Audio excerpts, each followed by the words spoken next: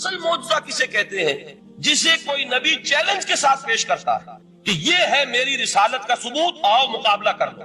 حضرت موسیٰ علیہ السلام کے جو اصل معجزے تھے وہ دو تھے، ایک عصا جس کا کہ مقابلہ کیا، آپ کو معلوم ہے کہ فرعون نے تمام جو جادوگر تھے پوری مملکت کے انہیں جمع کیا اور مقابلہ کیا۔ تو جس چیز کو کہ پیش کیا جائے چیلنج کے ساتھ کہ آؤ تو مقابلہ کر لو، وہ اصل معجزہ ہوتا ہے اس نبی اور رسول۔ تو حضور صلی اللہ علیہ وسلم کا اصل معجزہ، یعنی معجزات، آپ یہ موالتے میں مبتلا نہ ہو، میں بقیہ معجزات کی نفی نہیں کر رہا، یہ واقعات اپنی جگہ حق ہے کہ حضور کو پتھر سلام کرتے تھے۔ حضور صلی اللہ علیہ وسلم جس کھجور کے تنے کے ساتھ ٹیک لگا کر خطبہ دیا کرتے تھے، جبکہ ابھی مسجد نبی میں ممبر نہیں بنا تھا، جب تعداد زیادہ ہو گئی مسلمانوں کی اور ضرورت محسوس ہوئی کہ ذرا بلند مقام پر کھڑے ہو کر آپ خطبہ ارشاد فرمائیں، تو پھر وہ ممبر بنا کر رکھا گیا۔ پہلے مرتبہ جب آپ ممبر پر چڑھ رہے تھے خطبہ دینے کے لیے، تو اس کھجور کے سوکھے تنے میں سے ایسی آواز آئی جیسے کوئی بچہ بلک بلک کر رو رہا ہو کہ وہ سعادت جو مجھے حاصل رہی تھی آج تک میں محروم ہوں۔ تو یہ انبیاء کا مقام ہے۔ مولانا روم نے اسی لیے کہا ہے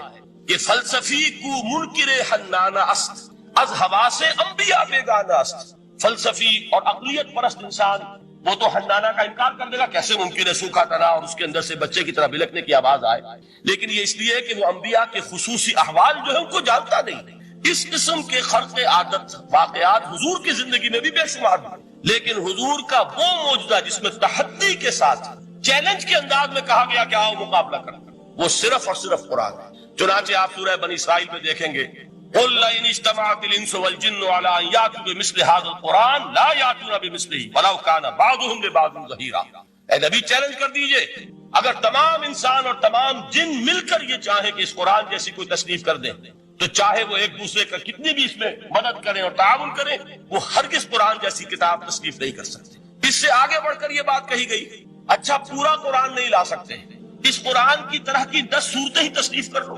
جب اس کا بھی جواب نہیں دیا گیا تو جسے کہتے ہیں برسبیل تنزل، اور پنجابی میں کہتا ہے کہ برے کو گھر تک پہنچانا، وہ برے کو گھر تک پہنچانے کے لیے فرمایا ایک صورت ہی بنا لاؤ۔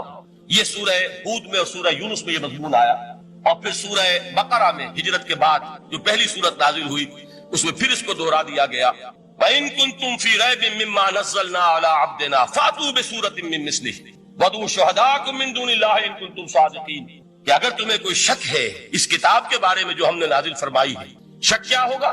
شک اسی بات میں ہوگا کہ شاید یہ محمد کا اپنا کلام ہے صلی اللہ علیہ وسلم، یا کوئی اور انسان ہے جو انہیں سکھا پڑھا رہا ہے۔ اگر تمہیں اس نوعیت کا کوئی شک ہے تو اس جیسی ایک سورت بنا لاؤ، فاتو بسورۃ من مثلہ، اور نوٹ کیجئے گا سورۃ العصر بھی سورت ہے، سورۃ الکوثر بھی سورت ہے، 3 آیات بھی اگر ایسی تم تصنیف کر کے لے آؤ تب تو تمہیں کچھ شک کرنے کا حق حاصل ہوگا، اور اگر نہیں کر سکتے تو جان لو فَإِن لَمْ تَفْعَلُوا وَلَن تَفْعَلُوا، پھر اگر تم ایسا نہ کر سکو اور ہرگز نہیں کر سکو، ذرا چیلنج کا انداز دے کہ ہرگز نہیں کر سکو، فَاتَّقُوا النَّارَ الَّتِي وَقُودُهَا النَّاسُ وَالْحِجَارَةُ، ڈرو اس آگ سے جس کا ایندھن بنیں گے انسان اور پتھر۔ اب اس بات کو سمجھیے کہ تاریخی حقیقت ہے جس کا کوئی کافر انکار نہیں کر سکتا، کہ وہ کوئی شخص اس چیلنج کو قبول کرنے کی ضرورت نہیں کر سکتا۔ اگر جھوٹ موٹ کو بھی کوئی کھڑا ہو جاتا اور کہتا کہ ٹھیک ہے میں نے یہ ایک صورت بنائی ہے اور میرا دعویٰ یہ ہے کہ یہ قرآن جیسی ہے، تو ایک کنٹروورسی تو پیدا ہو جاتی ہے۔ کچھ لوگ چاہے کہتے کہ نہیں یہ قرآن کے سطح کی نہیں ہے، لیکن یہ کہ اس کا دعویٰ تو ہو جاتا، لیکن تاریخ یہ بتا رہی ہے کہ سرے سے کسی شخص نے اس کی ضرورت نہیں کی۔ اس درجے وہ قرآن سے مرعوب ہوئے۔ تو حضور کا سب سے بڑا معجزہ جو آج تک زندہ ہے، اس کو ذہن میں رکھیے، میں نے جو حضرت موسیٰ حضرت عیسیٰ کے معجزات گنوائے ہیں وہ در حقیقت ان کی اپنی ذات کے ساتھ تھے۔ ید بیضا موسیٰ کے ساتھ تھا، عصا معجزہ اس وقت تھا جب موسیٰ کے ہاتھ میں تھا، اس کے بعد 250 برس تک وہ صندوق سکینہ جو ہے، تابوت سکینہ، اس میں وہ عصا رکھا رہا، لیکن اب وہ معجزہ نہیں تھا، وہ سوکھی لکڑی تھی، اس کے سوا کچھ نہیں۔ تو تمام انبیاء اور رسول کے معجزے ختم ہو گئے، وہ ان کی ذات کے ساتھ تھے۔ محمد الرسول اللہ کی رسالت دائمی ہے تا قیام قیامت، لہذا معجزہ بھی آپ کا دائمی ہے، وہ معجزہ آج بھی موجود ہے۔ البتہ میں ادھر ضرور توجہ دلاؤں گا کہ قرآن مجید کے اعجاز کے 3 پہلو ہیں۔ پہلا پہلو، اور زیادہ تر اسی کی طرف توجہ زیادہ ہوئی ہے، وہ ہے قرآن کی فصاحت، بلاغت، ادبیت، اس کی چاشنی۔ ظاہر بات ہے کہ اس کا شعور اور ادراک صرف عربوں کو ہو سکتا ہے، بلکہ میرے خیال میں ناراض نہ ہو اہل عرب تو آج کے عربوں کو بھی نہیں ہو سکتی۔ یہ اسی دور کے عرب، ان کی اپنی جو اس وقت کی زبان تھی، اس زبان میں فصحا، بلغا، شعراء، خطبا، ان کو اتنا ذوق تھا کہ وہ باقی پوری دنیا کو کہتے تھے یہ گونگے ہیں، بولنا ہمیں آتا، خطیب ہم ہیں، شاعر ہم ہیں، خطبہ ہم دے سکتے ہیں، شعر ہم کہہ سکتے ہیں، باقی سب تو عجمی ہیں، گونگے ہیں، ان کے اندر نہ فصاحت ہے، نہ بلاغت ہے، نہ ان کے کلام میں چاشنی ہے، نہ اس کے اندر کوئی شکوہ۔ یہ دعویٰ جنہیں تھا، جب ان کے منہ بند ہو گئے قرآن کو سننے کے بعد کہ اس کلام کا کوئی مقابلہ ممکن نہیں ہے، جو ان کے سبع معلقہ کے شعراء میں سے آخری شاعر وہ ایمان لے آئے، اس کے بعد جب ان سے کہا گیا کہ اب آپ شعر نہیں کہتے، حضرت عمر نے ایک مرتبہ ان سے سوال کیا کیا بات ہے، اب آپ نے شعر کہنے چھوڑ دیے؟ تو ان کا جواب یہ تھا اب بعد القرآن، کیا اب قرآن کے بعد بھی اس کا امکان ہے کہ کوئی شخص اپنی فصاحت اور بلاغت کا کوئی اظہار کرنا چاہتا ہے؟ یہ تو فصاحت اور بلاغت کی ایک معراج ہے کہ جس تک کہ اب کسی انسان کی رسائی ممکن نہیں۔ تو فصاحت اور بلاغت جو ہے قرآن کی اور اس کی ادبیت، در حقیقت اس کا ادراک تو ہو سکتا ہے صرف اہل زبان کو۔ ہم لوگ جو ترجموں سے پڑھتے ہیں، چاہے کتنی ہی گرامر پڑھ لیں، کتنی صرف و نحو پڑھ لیں، واقعہ یہ ہے کہ وہ جو ایک ہوتا ہے نفس پر جب انگلی آتی ہے تو جو ایک آپ کو فیل ہوتی ہے، وہ فیل ہم جو عجمی لوگ ہیں جن کی مادری زبان عربی نہیں ہے، وہ قرآن مجید کی فصاحت اور بلاغت کو اس طور سے نہیں سمجھ سکتے جیسے کہ اہل زبان سمجھ سکتے ہیں، اور خاص طور پر جیسے کہ اس زمانے کے اہل زبان نے سمجھ سکتے۔ آج چونکہ عربی زبان ویسے تو جو اس کی فصیح لینگویج ہے وہ جو کہ تو اپنی اصل پر قائم ہے اور وہ اسی قرآن کے طفیل اور قرآن کے صدقے قائم ہے، ورنہ دنیا میں کوئی دوسری زبان نہیں ہے کہ جو 1500 برس تک اتنی پیور رہ جائے، اس کو تبدیلی آ جائے۔ خود اردو جو ہے 300 برس کی اردو، دکن کی اردو، ذرا اس کو کبھی پڑھیے تو آپ حیران ہوں گے کہ یہ اردو زبان اور آج کی اردو کوئی اور ہے۔ یہ صرف 200-250 برس کے اندر یہ انقلاب اردو میں ہو چکا ہے۔ عربی زبان 1500 برس سے وہ قائم ہے اپنی اسی جگہ پر، اور وہ صرف قرآن کا اعجاز اور قرآن کا صدقہ ہے، لیکن باقی جو اصل میں بولی جانے والی زبانیں ہیں وہ بہت بدل چکی ہیں۔ لہذا تمام اہل عرب کے لیے بھی اب قرآن کے اس پہلو کو صحیح طور پر سمجھنا ممکن نہیں۔ قرآن کی جو اعجاز کے 2 پہلو ہیں وہ ہے در حقیقت جو میری اور آپ کی توجہ کے خاص طور پر در حقیقت حقدار ہیں اور ہمیں ان کی طرف توجہ کرنی چاہیے۔ بدقسمتی سے اس کی طرف عام طور پر علماء نے توجہ نہیں کی، اس کی صرف ادبیت ہی کا چرچا ہوتا ہے۔ اصل میں قرآن مجید علم انسانی کی معراج، فکر، فلسفہ، حکمت، قرآن کی ابدی حکمت، قرآن کا ابدی فلسفہ، قرآن انسانی مسائل کا جو حل دیتا ہے، قرآن نے سوشل سائنسز میں جس طریقے سے رہنمائی کی ہے، یہ 2 پہلو ہیں اس کے اعجاز کے، جس کی کہ آج ہمیں ضرورت ہے کہ ہم اس کا شعور اور ادراک حاصل کریں۔ اس کے ضمن میں خاص طور پر علامہ اقبال کا نام لینا چاہتا ہوں۔ میرے نزدیک اس دور میں قرآن مجید کے اس اعجاز اور اس کے ایک معجزہ ہونے کے لیے سب سے بڑی دلیل علامہ اقبال کی شخصیت ہے۔ وجہ کیا ہے کہ علامہ اقبال علماء کے طبقے میں سے نہیں تھے۔ ظاہر بات ہے کہ جن کا پورا جو ہے جن کی زندگی گزرتی ہو قال اللہ و قال الرسول میں، ان کے دلوں میں عظمت قرآن کی، ان کے دلوں میں حضور کی محبت، یہ تو سمجھیے کہ ہونی ہی چاہیے، ان کے شب و روز اسی میں گزرتے ہیں۔ لیکن یہ کہ ایک ایسا شخص جس کی تعلیم ہے کالجوں کی، یونیورسٹیوں کی، جس نے مشرق اور مغرب کے فلسفے کھنگال ڈالے، وہ شخص اور وہ بھی اس دور میں جبکہ ہم پر مغرب سے مروبیت بہت شدید تھی۔ آج تو وہ مروبیت بہت کم ہو چکی، آج تو ہمارا عام نوجوان جو ہے وہ آنکھوں میں آنکھیں ڈال کر بات کرتا ہے، اس میں خود اعتمادی ہے۔ ہمارا بھی اپنا ایک معاشی نظام ہے، ہمارا اپنا ایک سیاسی نظام ہے، ہمارا ایک اپنا سماجی نظام ہے، ہماری اپنی سوشل ویلیوز ہیں۔ آج کا نوجوان الحمدللہ احیاء اسلام کی وہ جد و جہد جو ہے وہ مرحلہ در مرحلہ بہرحال آگے بڑھ رہی ہے، وقت لگے گا، لیکن یہ کہ اس میں یقیناً ترقی ہوئی ہے۔ اسی کا مظہر یہ ہے کہ خود اعتمادی ہے، we have confidence۔ ہم جانتے ہیں کہ اسلام ایک دین ہے، مکمل دین ہے، اس کے پاس زندگی کے تمام مسائل کا حل ہے، لیکن یہ ہے آج 1985 کی بات۔ علامہ اقبال اس صدی کے آغاز میں گئے ہیں یورپ، جبکہ ہم محکوم تھے انگریز کے، ایک حاکم قوم کے ہاں جا کر اس سے مروبیت کتنی شدید اس وقت تھی، جو جاتا تھا اکثر و بیشتر جو ہے واپس آتا تھا تو کھڑے ہو کر پیشاب کرنا ضروری سمجھتا، اس لیے کہ اس نے وہاں پر لوگوں کو یہی کرتے دیکھا۔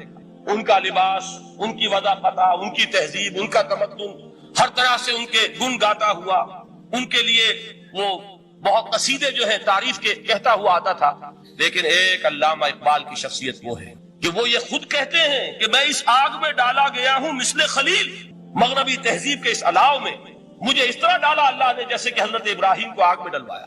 میں اس تہذیب کے اس الاؤ کے اندر سے ہو کر آ رہا ہوں، اور میں نے یہ دیکھ لیا ہے کہ یہ تہذیب کھوکھلی ہے، اس کے اندر کوئی پائیداری نہیں ہے۔ نظر کو خیرہ کرتی ہے تب چمک تہذیب حاضر کی، یہ صنائی مگر جھوٹے نگوں کی ریزہ کاری ہے۔ اور دیار مغرب کے رہنے والوں، خدا کی بستی دکان نہیں ہے، کھڑا جسے تم سمجھ رہے ہو وہ اب ذرے کا معیار ہوگا۔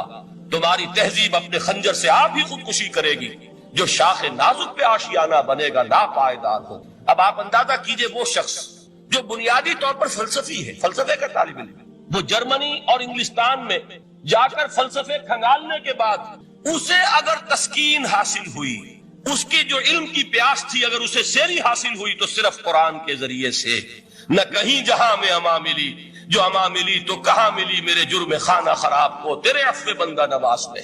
یہ وہ شخص ہے آخری زندگی میں ان کا کام صرف ایک رہ گیا تھا، قرآن کی تلاوت۔ بڑے بڑے فلسفی ملنے آتے تھے علامہ اقبال سے ملنے، وہ سمجھتے تھے بڑی لائبریری ہوگی، جیسے بڑے وکیل اس کی لائبریری آپ کو معلوم ہے کتنی جلدیں رکھی ہوگی، خوبصورت جلدیں بنی ہوئی، ایسے ہی کوئی بڑا فلسفی، بڑا پروفیسر، اس کی سٹڈی، اس کی کتابیں بڑی مروب کن ہونی چاہیے۔ لیکن علامہ اقبال کے ہاں سب کتابیں اٹھوا دی تھی، صرف ایک کتاب رہ گئی، اور سید نذیر نیازی کا نام آپ نے سنا ہوگا۔ انہوں نے جب یہ گواہی دی ہے، یہ واقعہ شاید آپ کے علم میں نہ آیا ہو، یہ بہت اہم واقعہ ہے۔ وہ یہ لکھتے ہیں کہ میں نے ایک مرتبہ علامہ سے پوچھا کہ کچھ لوگ اعتراض کرتے ہیں یا یہ خیال ظاہر کرتے ہیں کہ آپ نے اپنا فلسفہ خودی نیٹشے سے لیا ہے، کوئی کہتا ہے فلاں سے لیا ہے، کوئی کہتا ہے فلاں سے لیا ہے، کچھ آپ خود بتا سکیں گے کہ آپ کے فلسفہ خودی کی سورس کیا ہے؟ تو علامہ نے کہا کہ اچھا کل فلاں وقت آ جانا تو میں تمہیں لکھوا دوں گا، ڈکٹیٹ کرا دوں گا۔ تو سید نذیر نیازی کہتے ہیں کہ میں بہت خوش ہوا کہ یہ سعادت میرے حصے میں آ رہی ہے کہ علامہ اقبال خود مجھے تحریر کرائیں گے کہ میرے فلسفے کی سورس کیا ہے، میں نے کہاں سے اخذ کیا۔ دوسرے روز وہ گئے، حاضر ہوئے، بڑے ہی ارمانوں کے ساتھ پینسل اور کاپی لے کر بیٹھے۔ علامہ نے فرمایا ذرا قرآن مجید نکال لاؤ۔ وہ قرآن مجید لائے، حیران ہوئے، یہ فلسفے کا سورس مجھے ڈکٹیٹ کرانے چلے تھے، یہ قرآن مجید کہہ رہے؟ کہا کہ ذرا سورۃ الحشر اس کا آخری رکوع، وَلَا تَكُونُوا كَالَّذِينَ نَسُوا اللَّهَ فَأَنسَاهُمْ أَنفُسَهُمْ أُولَٰئِكَ هُمُ الْفَاسِقُونَ۔ اے لوگوں، ان لوگوں کے مانند نہ ہو جانا جنہوں نے اللہ کو بھلا دیا تو اللہ نے انہیں اپنی خودی سے غافل کر دیا، اپنے آپ سے بیگانہ بنا دیا، یہی ہے لوگ جو فاسق ہیں۔ علامہ نے کہا میرے فلسفے کی سورس یہ میں آپ کو بتانا چاہتا ہوں۔ اس معنی میں کہتا ہوں کہ اس دور میں علامہ اقبال کی شخصیت کو میں اعجاز قرآن کا سب سے بڑا مظہر سمجھتا ہوں۔ ایک شخص 20ویں صدی کا، 20ویں صدی عیسوی کی شخصیت، اور پھر یہ کہ وہ کہیں مسجد اور کسی مدرسے کے ماحول میں پلا بڑھا نہیں ہے، بلکہ اسکولوں اور کالجوں میں اور یونیورسٹیوں میں، اور صرف ہندوستان میں نہیں، انگلستان اور جرمنی کی یونیورسٹیوں میں رہا، جس نے اپنا لوہا منوایا ہے۔ وہ شخص اگر یہ کہتا ہے کہ میرے لیے فکر کی بنیاد، میرے فلسفے کی سورس، میری تمام سوچ کی رہنمائی جو ہے وہ اس کتاب نے کی ہے، تو معلوم ہوا کہ واقعتاً یہ قرآن مجید آج بھی موجود ہے۔ یہ بات تو ہوئی فلسفے اور فکر کے اعتبار سے۔ دوسرا پہلو جو اپلائیڈ پہلو ہے، اس دور کے اعتبار سے وہ اہم تر ہو گیا ہے۔ انسان کے لیے جو پیچیدہ تمدنی مسائل ہیں، سیاسی مسائل کو کیسے حل کیا جائے، معاشی مسائل کا حل کیسے ہو، سماج میں توازن کیسے ہو، مرد اور عورت کے درمیان توازن کیسے ہو، ہوتا کیا ہے یا عورت بھیڑ بکری کی طرح کی ملکیت بن جاتی ہے۔ ہمارے ہاں اردو میں جو اس کا محاورہ ہے کہ جوتی کی نوک، یہ اس کی حیثیت ہو جائے گی، یا دوسری طرف عورت کلوپیٹرا بن کر قوموں کی قسمتوں سے کھیلے گی۔ دنیا میں یہ دو انتہائیں ہوئی، کہاں نقطہ عدل کہاں ہے، کیسے بیلنس جو ہے اسٹرائک کیا جائے، مردوں کے حقوق اور فرائض اور خواتین کے حقوق اور فرائض، اس میں صحیح ترین ایکویشن ہے کیا؟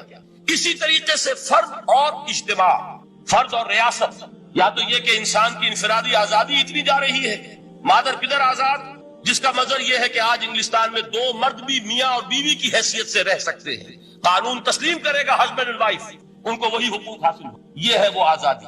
اور یا پھر یہ ہے کہ جو روس میں ہے یا دوسرے ممالک میں ہے کہ آزادی بالکل ختم، اور معلوم ہوا کہ ٹوٹلیٹیرین سوسائٹی، مستبدانہ نظام، ان کے درمیان نقطہ عدل کہاں ہے؟ اسی طرح سرمایہ اور محنت، اگر ذرا سا سرمایہ کو چھوٹ ملتی ہے وہ مزدور کا خون چوستا اور اس کا حق اس کو نہیں دیتا۔ اقبال نے بہت خوبصورت انداز میں کہا ہے کہ خواجہ از خون رگے مزدور سازد لال ناب، از جفائے دہ خدایاں کشت دہ کا نا خراب۔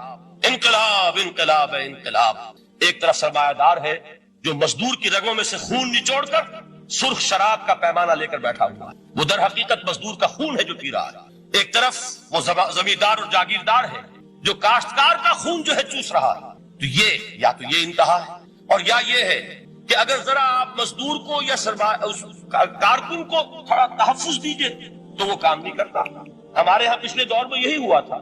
میں یہ بربلا کہتا ہوں، آج بھی آپ کے سامنے کہہ رہا ہوں کہ بھٹو نے واقعہ یہ بہت بڑا کارنامہ سر انجام دیا تھا.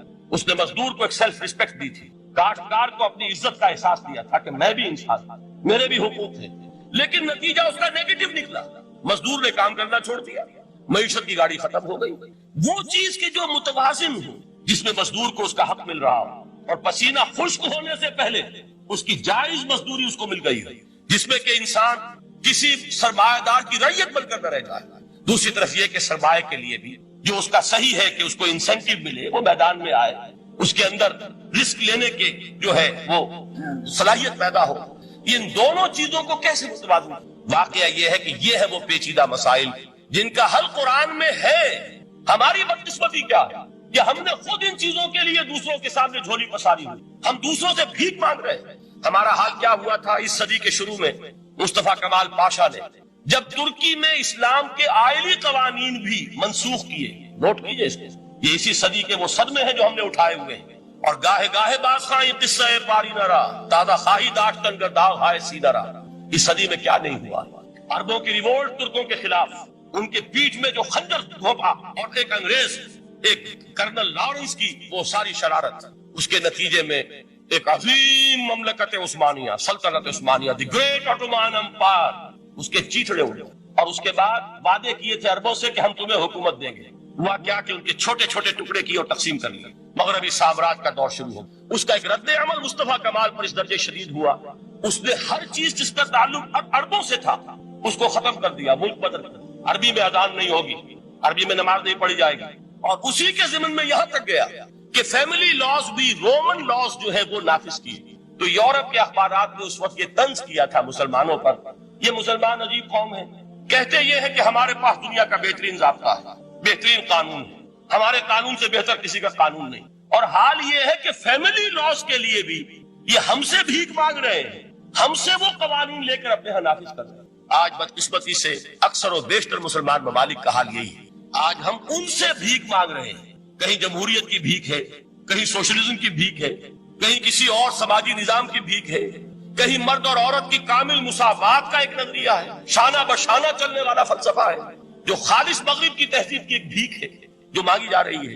کاش کہ آج قرآن کے اس اصل اعجاز کی طرف، جو اس کا اصل معجزہ اس دور کے لیے، میں نے عرض کیا کہ اعجاز قرآنی کا وہ معجزہ کہ وہ فصاحت اور بلاغت کی معراج، وہ یا تو اپریشیٹ کر سکتے اہل عرب، اور اہل عرب میں سے بھی حقیقت میں وہ جو قدیم جاہلی شاعری کے جاننے والے ہیں جو بہت کم رہ گئے ہیں، وہ جان سکتے ہیں کہ جب قرآن نازل ہوا تو کیوں زبانیں گنگ ہو گئی تھی، کیوں کوئی ایک شخص جھوٹ موٹ کو بھی مدعی بن کر نہیں آ سکا کہ یہ میں نے قرآن کی جیسی ایک کتاب یا قرآن جیسی ایک سورت یا قرآن کی طرح کے چند جملے میں نے موضوع کر دیے ہیں.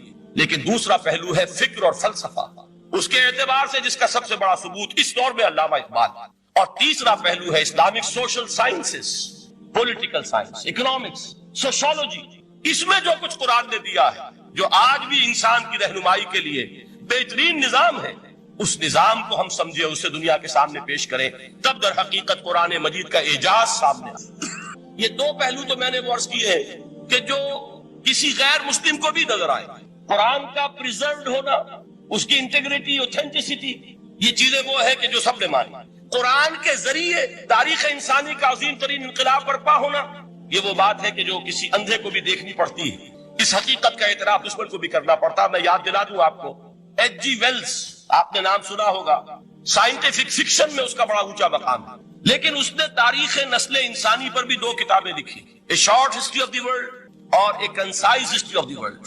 Concise history of the world میں وہ شخص حضور کے ذکر پر جب آتا ہے تو میں صرف ذکر کر رہا ہوں، نقل کفر نہ باشد، اس نے حضور کی شخصیت پر بڑے رقیق حملے کیے ہیں، بڑے گھٹیا حملے کیے. حضور کی خاص طور پر تعدد ازدواج کا جو معاملہ ہے، یہ کڑوی گولی ان کے حلق سے اتر نہیں سکتی، اس لیے کہ ان کا آئیڈیل ہے حضرت مسیح اور حضرت یحییٰ، جان دی بیپٹسٹ اینڈ جیسس آف نازارeth.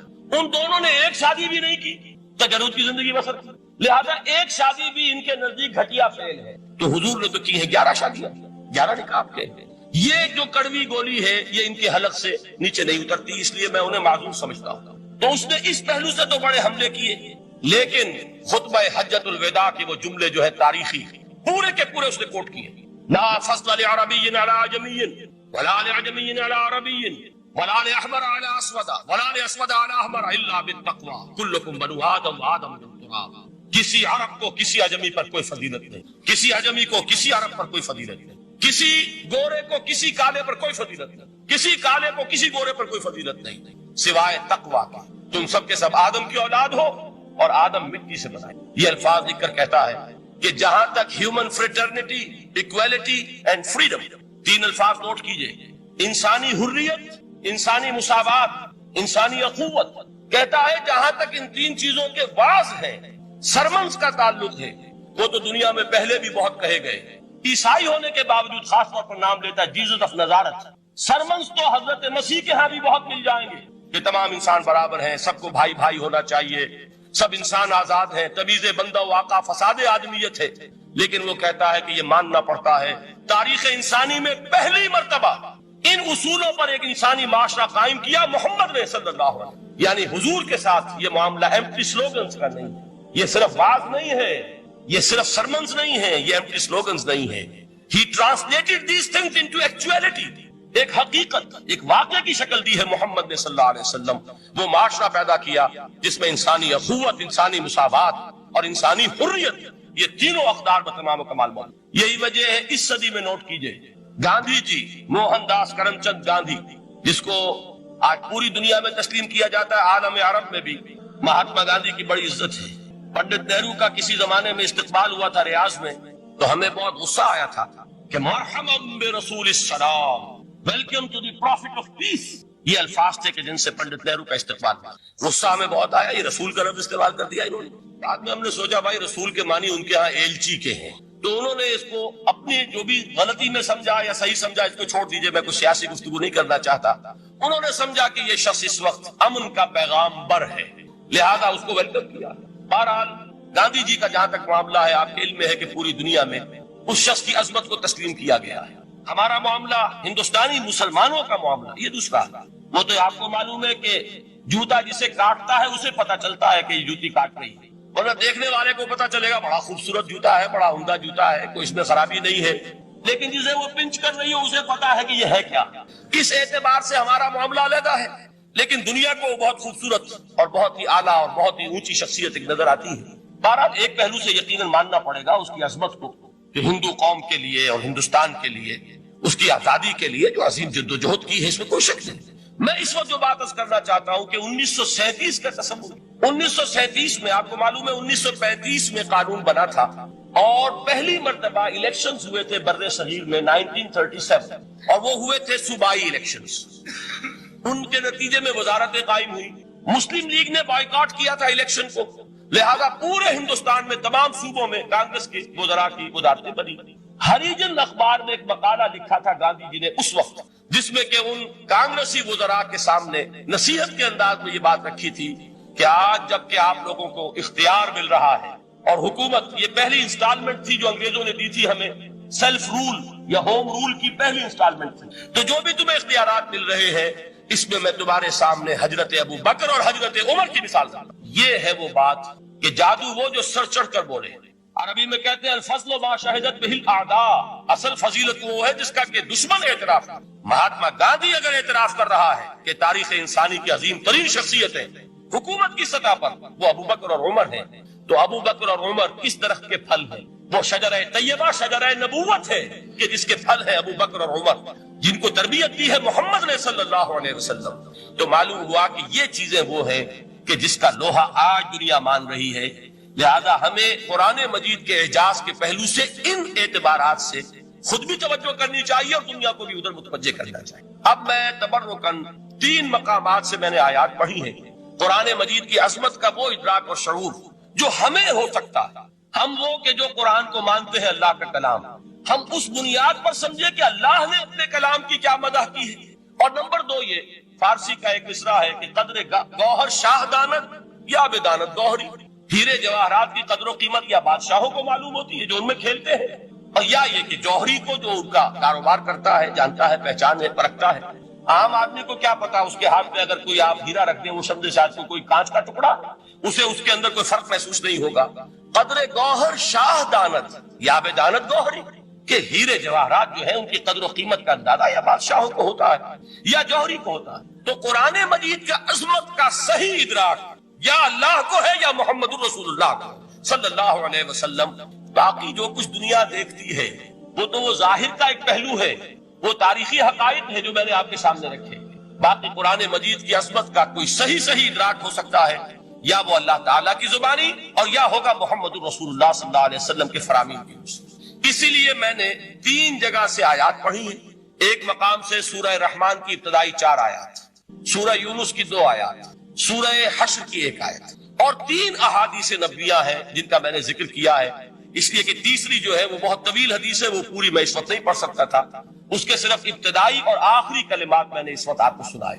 میں تھوڑی سی تشریح ان کی کروں گا تاکہ قرآن مجید کی عظمت کا جو نقش میرے اور آپ کے قلب پر ہونا چاہیے وہ صحیح در حقیقت ان آیات اور احادیث کی روشنی میں ہمارے دلوں پر قائم ہے. دیکھیے قرآن مجید کی عظمت یہ کلام ہے. اس کی کلام کی عظمت کا پہلا پہلو ہے متکلم کی عظمت کے اعتبار سے. عربی میں کہا جاتا ہے کہ کلام الملوک ملوک الکلام ہے. بادشاہوں کا کلام کلاموں کا بادشاہ ہوتا ہے. بادشاہ جب گفتگو کرے گا معلوم ہوگا شاہانہ انداز ہے. ایک کوئی بھکاری گفتگو کرے گا یا کوئی گجرا گفتگو کرے گا، سبزی فروش کرے گا، کوئی مچھلی فروش کرے گا، ہر ایک کا پتہ چل جائے گا کہ کون بولا. وہ جس کو کہتے ہیں کہ تانت بازی راگ پایا. 2 جملے کوئی شخص بولے گا پتہ چل جائے گا کتنے پانی میں ہے، اس کے علم کا، فضل کا، تہذیب کا، تمدن کا کیا معیار ہے. اس لیے کہ کلام جو ہے در حقیقت متکلم کی پوری شخصیت کی عکاسی کرتا ہے. اس کا مقام کیا ہے، اس کا مرتبہ کیا ہے، اس کے ذہن کی بلندی کیا ہے، اس کے فکر کی گہرائی کیا ہے، اس کے افق ذہنی کی وسعت کیا ہے، اس سب کا اندازہ ہوگا کلام سے. تو اب یہ کلام ہے اللہ کا. معلوم ہوا کہ اللہ کی صفات کا ایک کامل عکس قرآن مجید میں موجود ہے. یہ بات سمجھیے. اس کو قرآن نے کس طرح بیان کیا؟ یہ وہ لطیف حقائق ہیں جن کے لیے قرآن مجید تمثیل کا پیراگا اختیار کرتا ہے. اب سورہ حشر کی تمثیل کیا ہے؟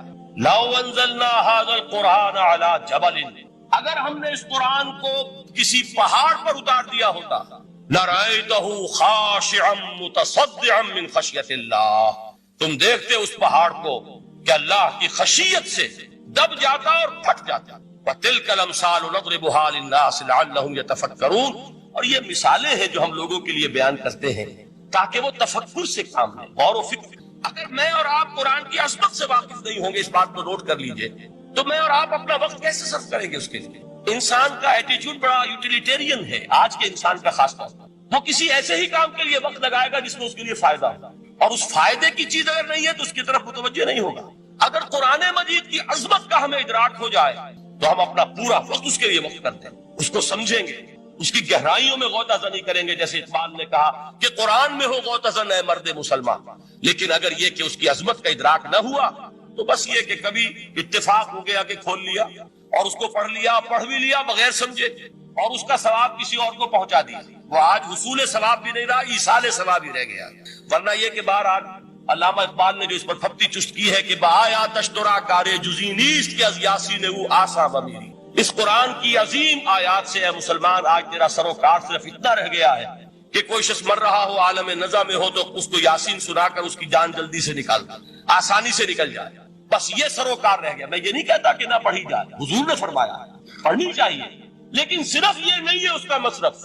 یہ تو انسانی زندگی کی رہنما کتاب بن کر نازل ہوئی. اس کے اوپر اس اعتبار سے توجہ تم نہیں کر رہے ہو، بلکہ تمہاری اس کے ساتھ جو ہے دلچسپی صرف اتنی رہ گئی. تو پہلی بات یہ کہ یہ سمجھیے کہ قرآن نے یہ تمثیل اختیار کی اپنے عظمت کے بیان کی. اگر ہم نے اس قرآن کو پہاڑ پر اتار دیا ہوتا تو تم دیکھتے کہ وہ پھٹ جاتا اور دب. اب اس کو سمجھیے، القرآن یفسر بعضہ بعضا، قرآن کا ایک حصہ دوسرے حصے کی تفسیر کرتا ہے. سورہ اعراف میں واقع آیا ہے کہ حضرت موسیٰ علیہ السلام کا آپ کو معلوم ہے کہ کوہ طور پر اللہ تعالیٰ سے ہم کلامی کا شرف حاصل کرتے تھے. گفتگو ہو رہی ہے لیکن اللہ نظر نہیں آ رہا. اب اس کو اپنے اوپر طاری کیجئے کہ صاف سامنے آتے بھی نہیں، صاف چھپتے بھی نہیں. یہ جو صورتحال تھی کہ اگر کسی کی آپ آواز سن رہے ہیں، کلام سن رہے، سامنے نہیں آ رہا، تو آپ کے دل میں خواہش پیدا ہوگی کہ ذرا سا یہ پردہ بھی اٹھا دیا جائے، مجھے دیدار بھی حاصل ہو جائے. لہذا سورہ اعراف میں ہے جب کئی بار یہ شرف ہم کلامی حاصل ہوا اللہ سے، تو حضرت موسیٰ علیہ السلام نے بڑی ہمت سے کام لیا، بڑی جرت کی درخواست کر دی، رب ارینی انظر الیک. یہ جو پردہ بیچ میں حائل کیا ہوا ہے پروردگار، تو میرا شوق دیکھ، میرا اشتیاق دیکھ تو مجھے ذرا دیدار بھی عطا ہو جائے۔ اس پر کیا بات کہی گئی؟ لن ترانی، موسیٰ تم مجھے ہرگز نہیں دیکھ سکتے، تم اس جسد ظاہری کے ساتھ، اس جسد مادی کے ساتھ، ان عنصری آنکھوں سے میرا دیدار نہیں کر سکتے۔ ولیکن انظر الی الجبل، دیکھو ہم تمہیں ایک مثال دیے دیتے، ذرا اس پہاڑ کی طرف دیکھو، ہم اپنی ایک تجلی اس پر ڈالیں گے۔ فَإِنِ اسْتَقَرَّ مَكَانَهُ فَسَوْفَ تَرَانِي، اگر وہ پہاڑ ہماری تجلی کو جھیل جائے، تحمل کر لے، تو تم بھی سوچنا کہ شاید ہمیں دیکھ سکو۔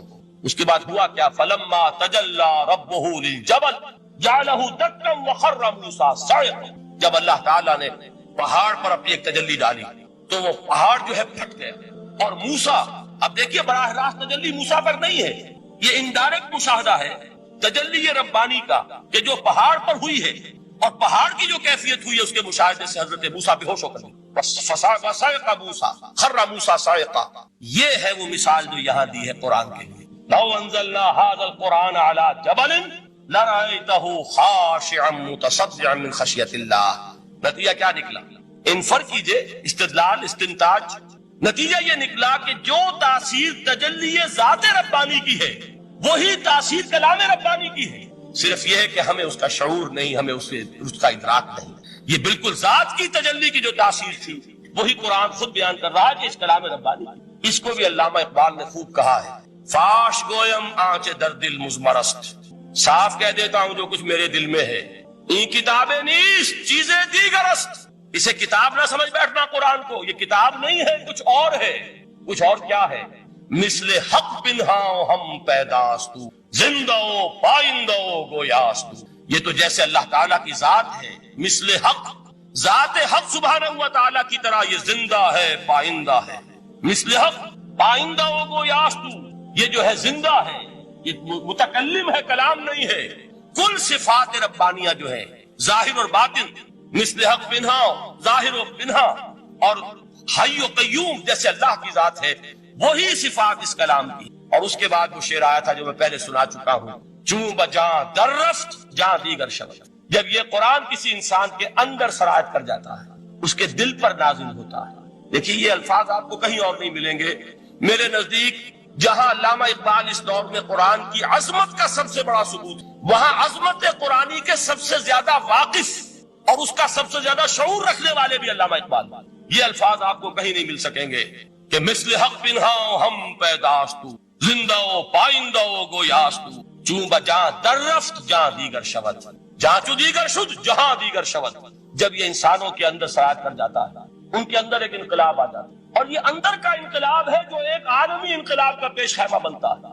آپ آرڈیننس کے ذریعے سے نمازیں پڑھوائیں گے تو پھر نماز وہی پڑھی جائے گی جو آفس ٹائم میں آئے گی، باقی اور کیوں پڑھیں گے؟ وہ تو آرڈیننس کے ذریعے سے پڑھائی جا رہی ہے۔ اس کا حشر تو وہ ہوگا جو ہمارے ہاں دیکھا جا چکا ہے۔ اور اس وقت بھی اس زمانے میں نے یہ سنا ایک جگہ کہ کلاس 4 امپلائیز جو ہیں، وہ شروع میں جب آرڈیننس نافذ ہوا تھا ہمارے ہاں تو دفتروں میں بڑا اہتمام ہوا، آفیسرز نے خاص طور پر بڑے اہتمام سے ظہر کی نماز پڑھنی شروع کی۔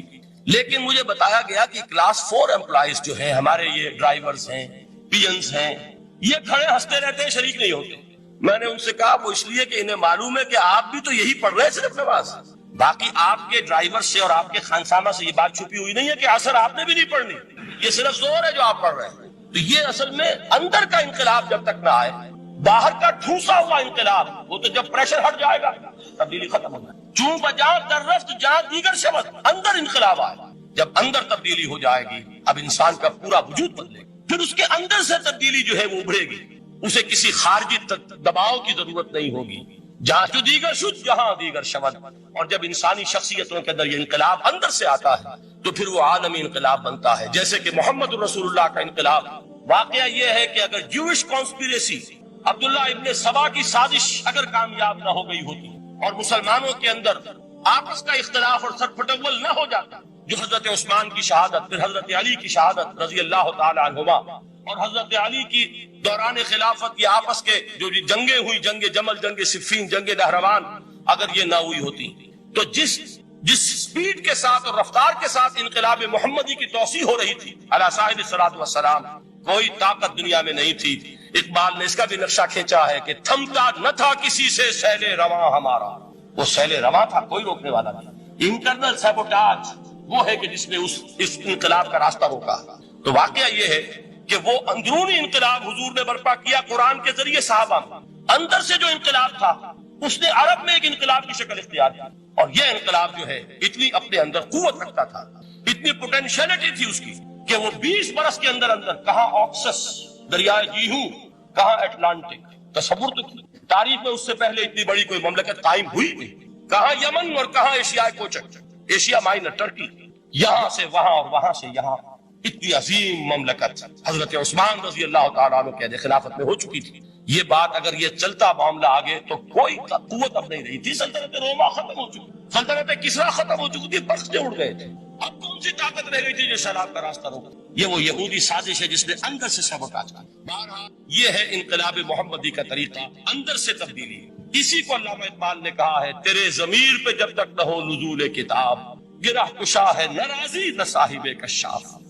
یہ قرآن اب بھی تم ایسے محسوس کرو کہ جیسے تمہارے دل پر نازل ہو رہا ہے۔ اور مجھے یاد آیا امام ابن قیم رحمت اللہ علیہ، ان کا ایک بڑا پیارا جملہ ہے، وہ کہتے ہیں قرآن کے بعض پڑھنے والے ایسے ہیں کہ جب وہ قرآن کو پڑھتے ہیں تو یوں محسوس کرتے ہیں کہ قرآن مصحف میں لکھا ہوا نہیں ہے، ان کے اپنے دل کے اوپر کندہ ہے، دل کے اوپر سے پڑھ رہے ہیں، یعنی اتنی کامل مطابقت وہ محسوس کرتے ہیں، اپنی فطرت، ہیومن نیچر اور قرآن کے اندر اتنی مطابقت ہے، اس طرح وہ ٹیلی کرتے ہیں ایک دوسرے کے ساتھ کہ محسوس ہوتا ہے کہ وہ کتاب ان صفحات میں لکھی ہوئی نہیں ہے بلکہ لوح قلب پر لکھی ہوئی ہے کہ جہاں سے وہ انسان اسے پڑھ رہا۔ تو پہلی بات تو قرآن مجید کی آیت کے حوالے سے اس پہلو سے ہمارے سامنے آئی کہ جو تاثیر ہے ذات ربانی کی تجلی کی، وہی تاثیر ہے اس قرآن مجید کی، بشرطے کہ ہمارے دل جو ہیں وہ کچھ اپنے اندر اس استعداد اور صلاحیت کو پیدا کریں۔ دوسرا مقام ہے سورہ یونس کا۔